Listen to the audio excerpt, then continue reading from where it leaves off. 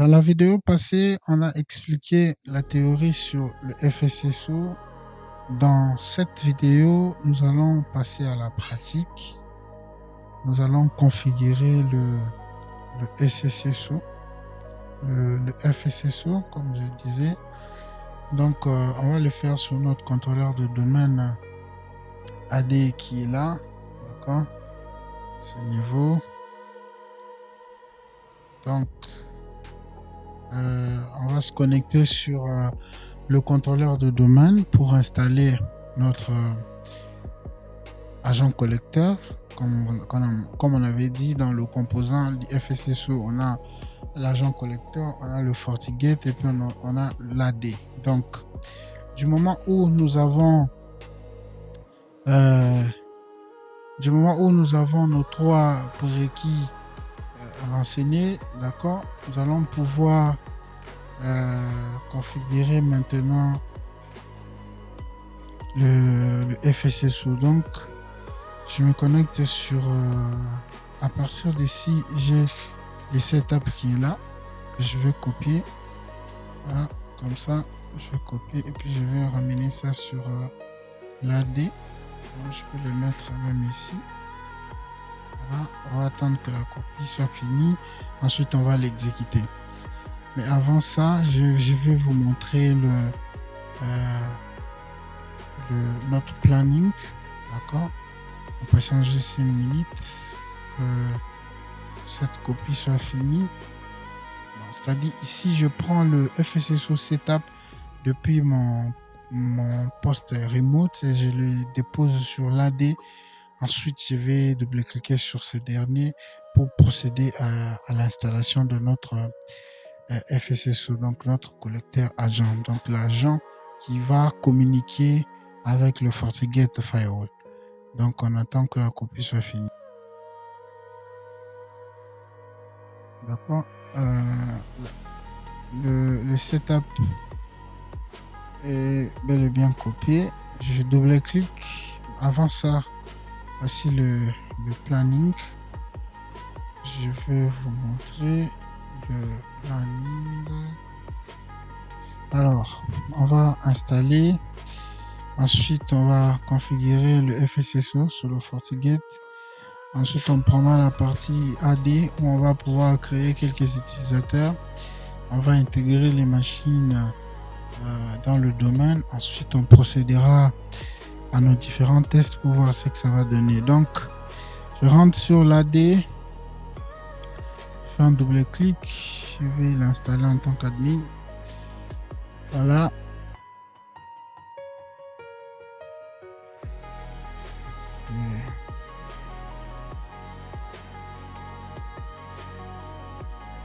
Voilà. Le va s'installer.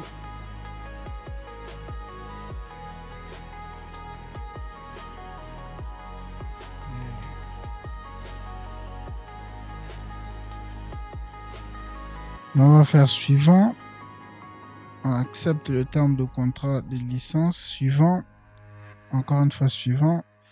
Et là, il va détecter de soi-même le nom d'utilisateur du compte à privilège sur votre contrôleur de domaine. Et ici, je vais renseigner le mot de passe. Le mot de passe que vous renseignez ici doit être un mot de passe que vous allez aussi retenir parce que ça sera le mot de passe avec lequel vous allez connecter le FortiGate à votre AD. Donc ici, on dit que ça va monitorer tout ce qui est logon, event and send the information to the FortiGate. Donc ça, c'est ce que ça va faire. Donc on reste en mode standard et puis on va faire next. Voilà. Installe. Ça va s'installer. On va patienter. Voilà, ce dernier s'est installé. Ensuite, je vais le démarrer comme ceci. Voilà. En démarrant, vous voyez que ça prend automatiquement l'IP. L'IP que vous voyez là, c'est en fait l'adresse IP de notre contrôleur de domaine.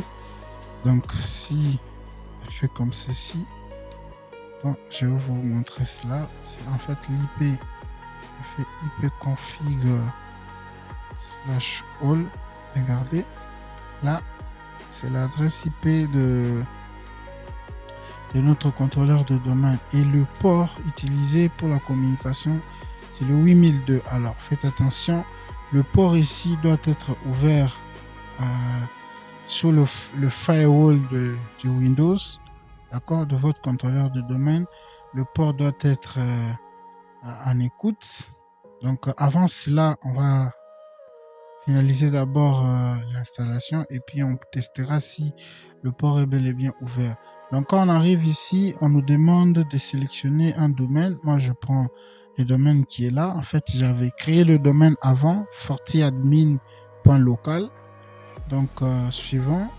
Et quand on arrive ici, c'est en fait l'arborescence des utilisateurs qui sont déjà trouvés. Et on vous dit, please mark the user you don't want to monitor the logon events. Je peux choisir comme ceci, mais moi, je vais avoir le log de tout. Même si quand l'utilisateur admin va se connecter, je vais voir le log à partir de firewall. Donc, j'ai fait next. D'accord. Et là, vous voyez qu'on est en mode pooling mode, comme on avait dit. C'est pooling mode. Où est mon outil de test? Oh, je ne vois pas ça. D'accord. C'est le pooling mode qui est là. Et puis, je fais suivant. D'accord. Suivant. Ah ben, je pense que c'est fait. Bien, ça s'est fermé. Ok, on va regarder ici. Voilà, il est là. Je clique.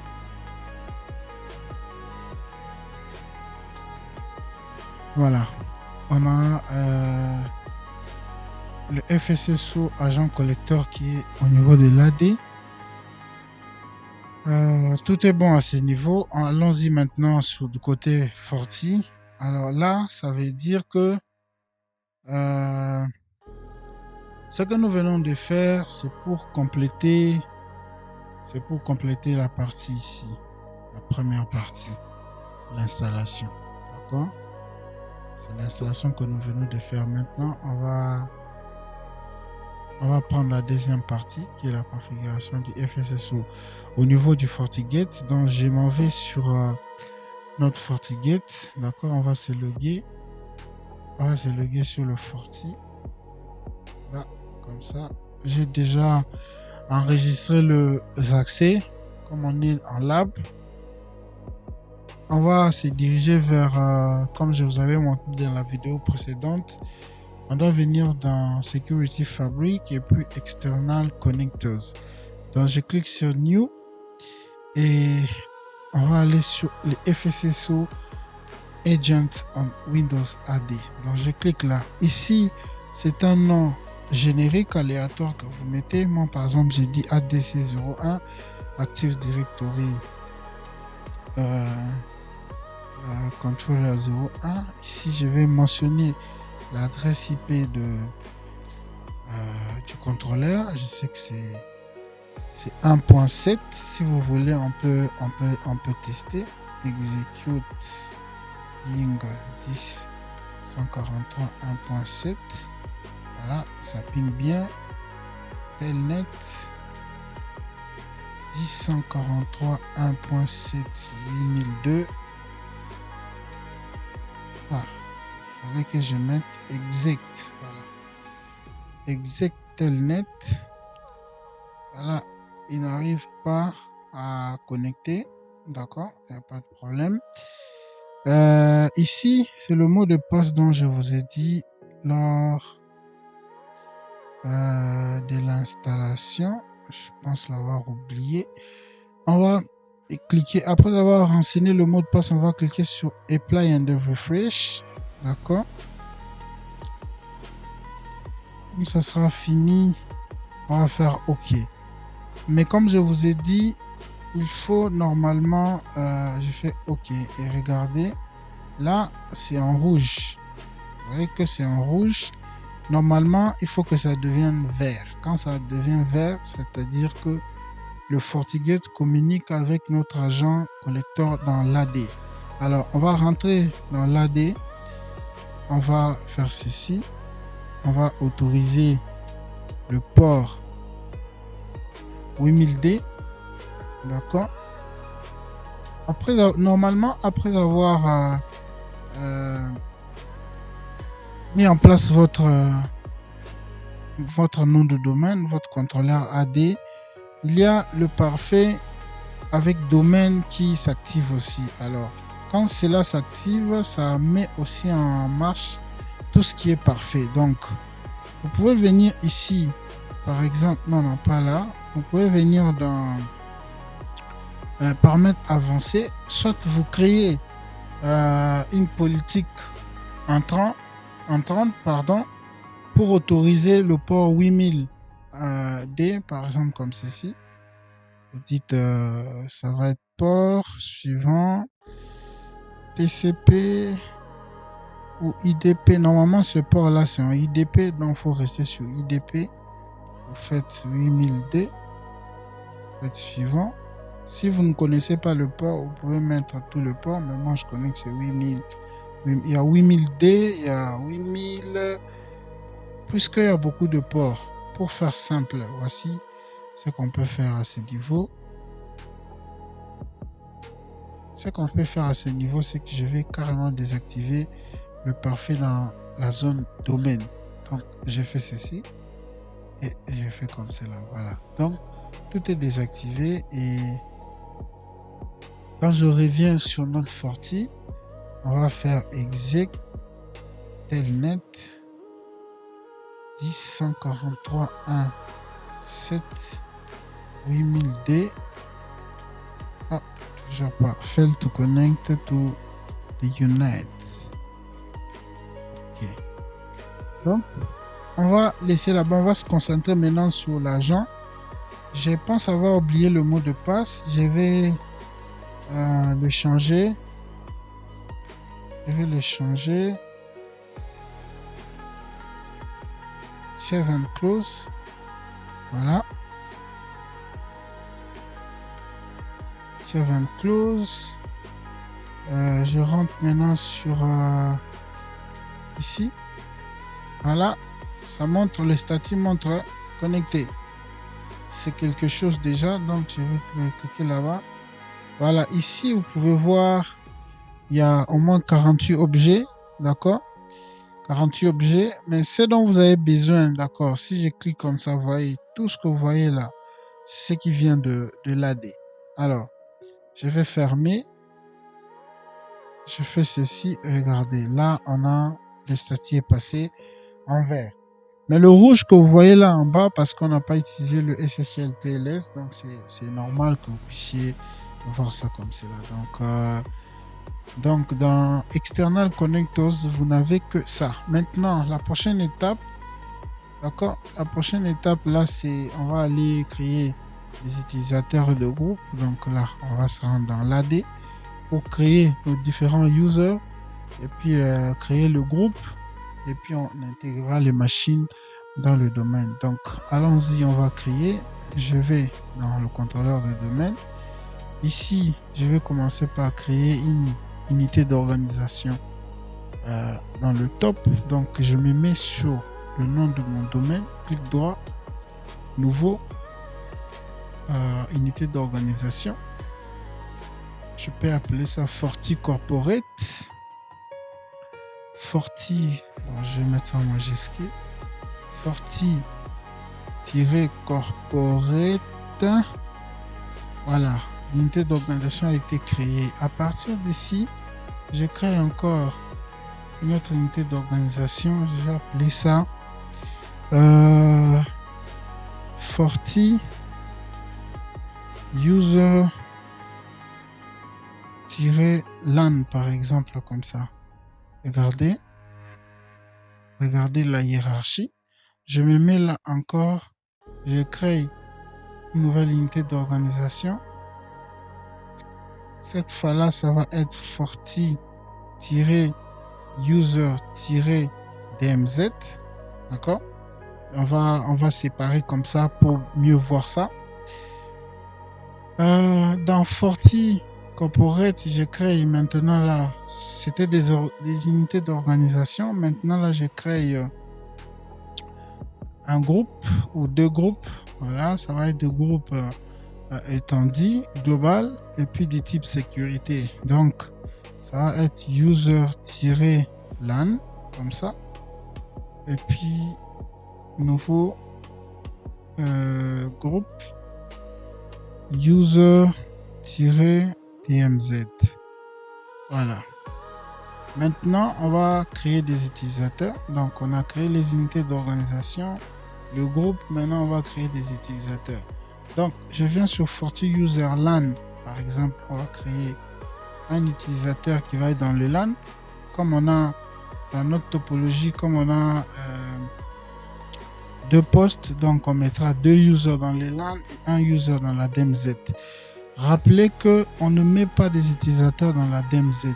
Mais après, comprenez que la DMZ n'est qu'une partie de votre réseau interne. Ça fait aussi partie de votre LAN. Ici, l'idée, c'est de tester. Un serveur aussi peut être dans la DMZ. Un Windows peut aussi être dans la DMZ. D'accord? Et voilà ce que nous allons faire. Je rentre dans l'AD. Ici, on va faire nouveau user. Alors, le user va s'appeler Green, par exemple. Green, je dis Green IT. En termes de nom d'utilisateur, ça va être L1 pour dire LAN 1. D'accord? L1. Effet suivant. Mot de passe. Je vais mettre le mot de passe. Mot de passe. J'ai dit que l'utilisateur ne peut pas changer de mot de passe à l'ouverture des sessions. Voici, c'est des tests qu'on fait, mais on va dire en entreprise, vous mettez un mot de passe temporaire, vous cochez sur la première case et lors de la première ouverture de session depuis le poste de l'utilisateur, il va devoir changer son mot de passe. Je crée un deuxième utilisateur. User, voilà, lui va s'appeler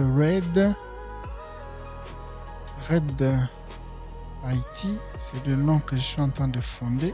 D'accord? L2, je mets le mot de passe. Aussi le mot de passe ici, je confirme. Voilà, tac, tac. Suivant comme ça. Ici, je vais créer le troisième utilisateur.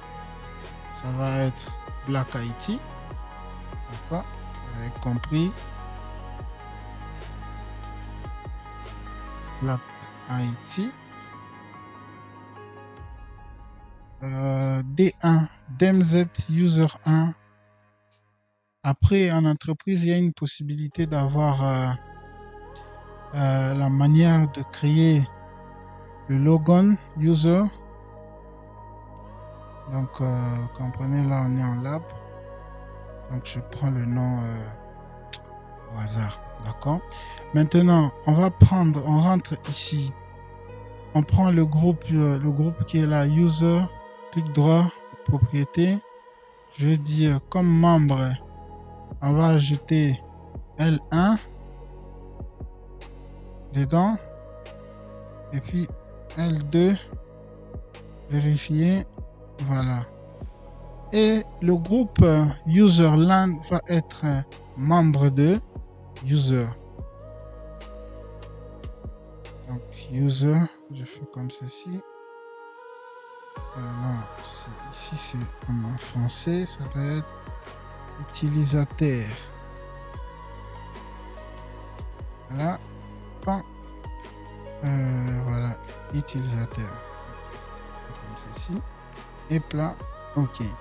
Je fais pareil pour la DMZ. Membre ici, ça va être 2.1 et 1 pour DMZ premier user. Et lui va être membre de user aussi, c'est-à-dire utilisateur.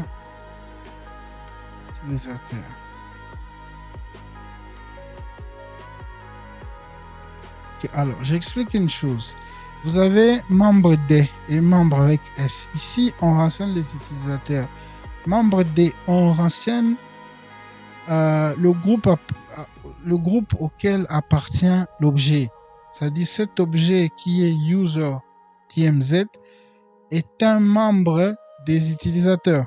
Donc voilà, c'est pas du système qu'on fait. Ça c'est normalement quelque chose qui doit être fait en avant. Donc là, on a créé nos utilisateurs. Maintenant, l'étape suivante c'est laquelle? L'étape suivante c'est ça, on a créé, ça on a créé. Maintenant, on va intégrer nos machines dans le domaine. Alors, une fois de plus, je rentre sur la topologie. On choisit l'utilisateur CS01. Voilà, on va se connecter sur le CS01. Ça, c'est nos précédentes validations. Donc, je vais aller sur là, REN, system.cpl. Voilà.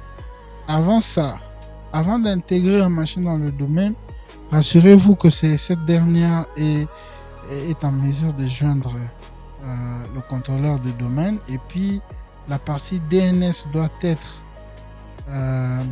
l'IP du contrôleur de domaine. Donc ipconfig, on va dire voilà, /all.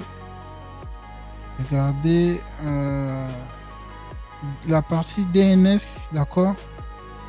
C'est où le DNS? Voilà, DNS server, ce n'est pas le contrôleur de domaine. Alors, ça c'est un premier paramètre qu'il faut d'abord régler. ncpa.cpl.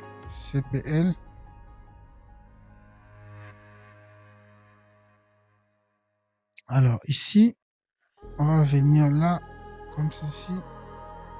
Je vais aller modifier la partie DNS. Je cale ça en statique. 143.1.7. Et puis on a 888 pour avoir Internet. Dans le premier DNS authentifie l'utilisateur dans le domaine, et le second lui donne accès aux pages Internet publiques. Donc voilà.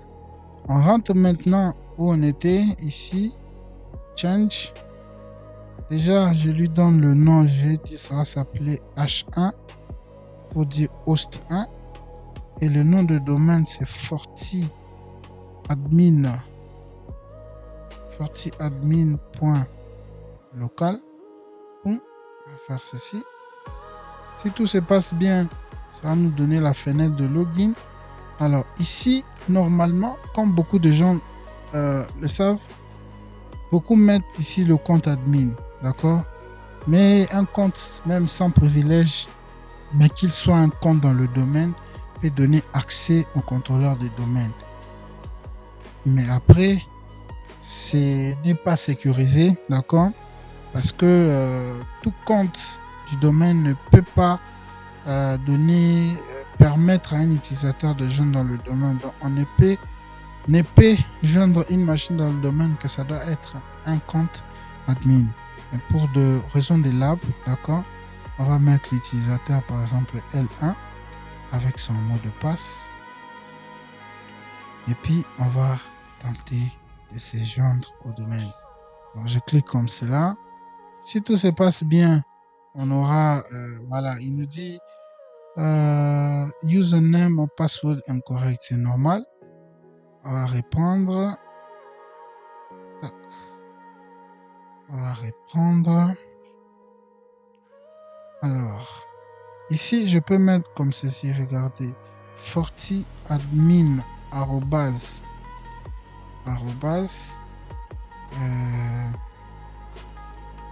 L1, comme ça. D'accord? Voilà, j'ai compris pourquoi ça n'a pas marché.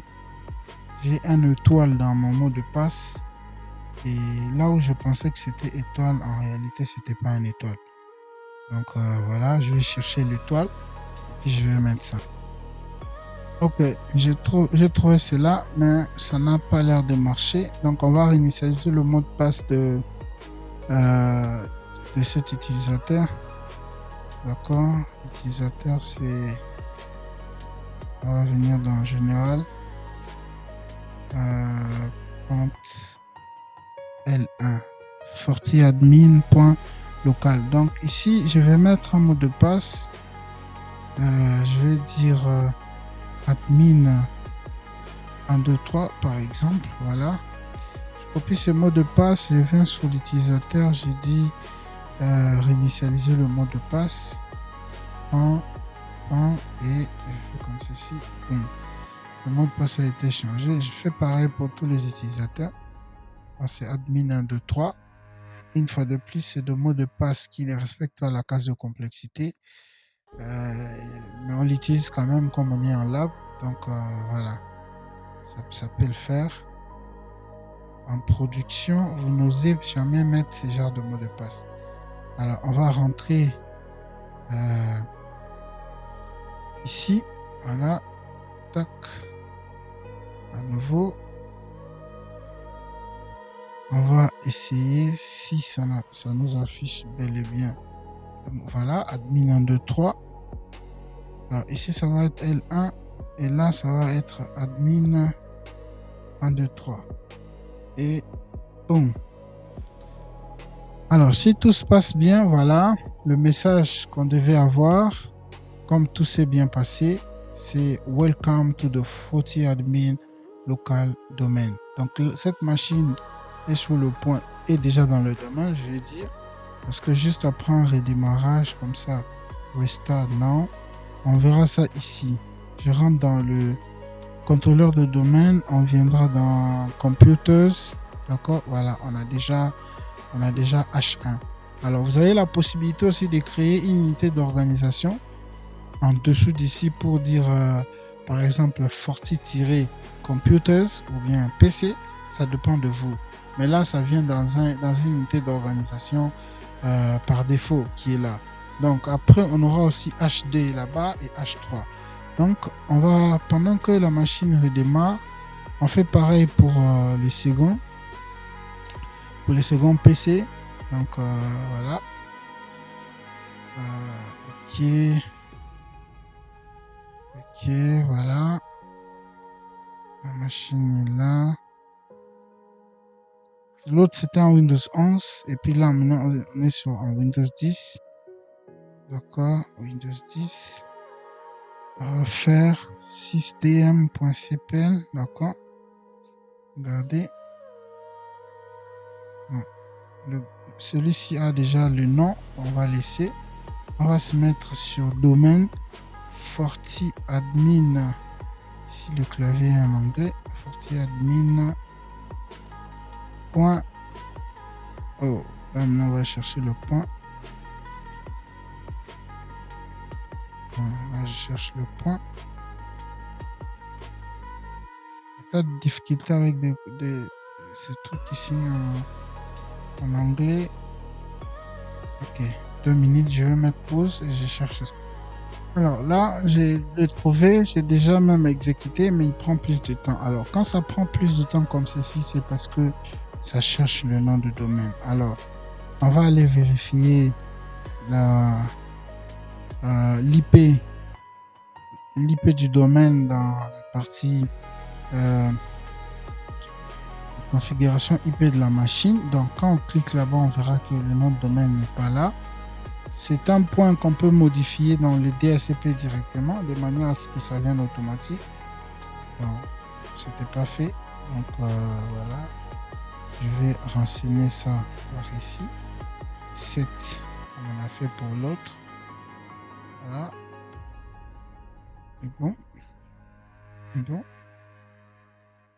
Voilà. Ensuite, voilà. Je relance. Admin. Ok, je vais mettre ça ici. Admin, comme ça.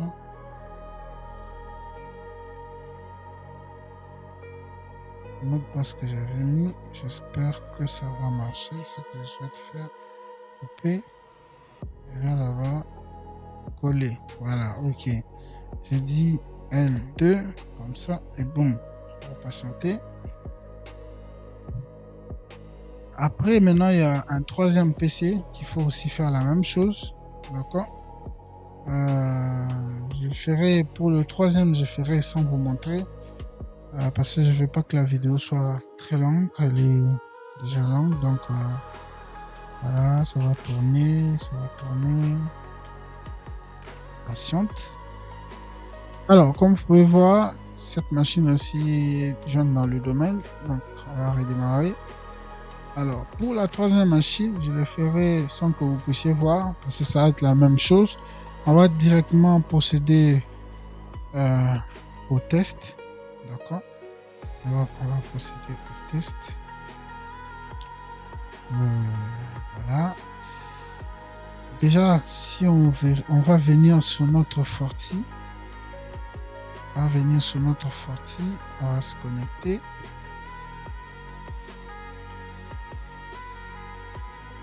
On va se connecter. Voilà. On va se mettre sur Dashboard. Non, ça devrait être dans Monitor.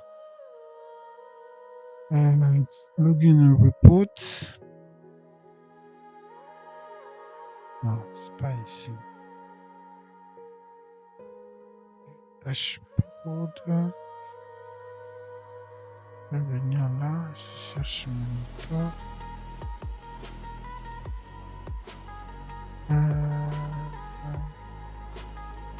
Firewall User, je pense, c'est ça. Voilà. Show all FSSO login. Voilà, je coche comme ça.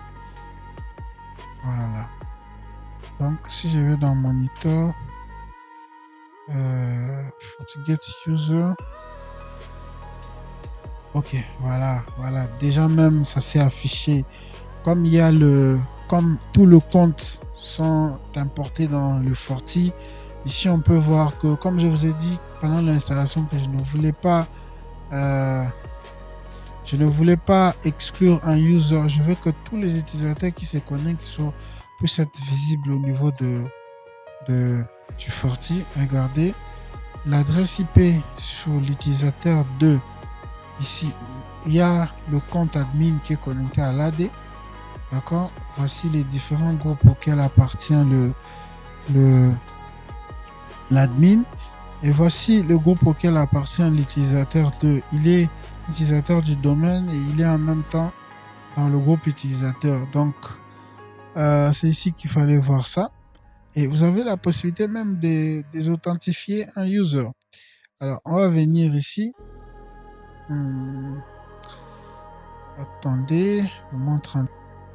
Voilà, c'est ici que j'étais. Actualiser. Alors, je viens là. Non, pas ici. Pas ici. Je vais prendre le PC 1601. Ah, il est toujours en train de tourner. 0D est déjà là. Je vais mettre l'utilisateur. Donc, on va mettre l'utilisateur L2 ici, par exemple. Je vais vérifier une chose. Admin. Le clavier en anglais. Admin. Ok.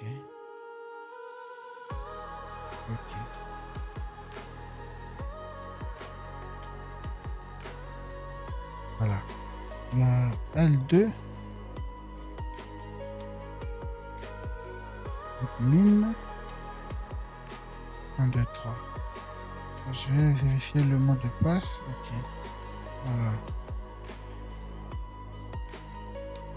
Voilà, comme ceci. Et je fais valider. Maintenant, quand Red IT se connecte, je viens là. On va actualiser. Ah ben, Red était déjà connecté. En fait, le fait d'avoir joint le machine dans le domaine avec un nom d'utilisateur, ça crée déjà, on va dire, un accès dans l'AD. Donc, on verra ça ici quand on va intégrer la troisième. La troisième machine, je vais l'intégrer avec un autre compte. Comme ça, on aura, lorsque le D1 aura sa première session ouverte, on aura le log à partir d'ici. Donc la vidéo a été très longue, d'accord. J'espère que vous avez appris tout au long de cette vidéo où on a configuré le FSSO à partir de notre contrôleur de domaine. Là, d'accord, je vous montre ça. C'est ça qu'on a configuré. C'était juste ça qu'il fallait installer. Donc ces logiciels, le reste, comme c'est là, on écoute sur l'AD et le FortiGate connaît là où il doit aller pour voir les utilisateurs, d'accord. Et on est venu dans Security Fabric external pour ajouter ceci. Regarde, là vous voyez qu'il y a combien, 48 objets. Regardez, quand je vais faire ceci, quand je vais faire apply and refresh, ça doit normalement augmenter les objets parce qu'il y a deux comptes, voilà. C'était 48, maintenant c'est 50. Donc si je crée un nouveau utilisateur dans l'AD, ça va commencer à s'incrémenter. Donc c'est automatique quoi. Quand je crée un truc dans l'AD, directement ça va être visible. Pour la prochaine vidéo, on verra comment ajouter ces utilisateurs dans le politique de sécurité, d'accord. On aura par exemple ici, comme je vous ai montré là, quand j'ai fait user, regardez, il y a beaucoup de comptes maintenant dont on peut aller chercher les différents utilisateurs ou encore les différents groupes. Donc je peux par exemple dire je cherche le groupe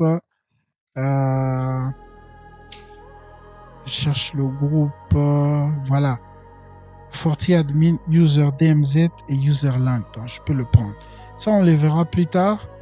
Entre temps, portez-vous bien, consommez la vidéo jusqu'à la fin et on se voit au prochain épisode. Ciao.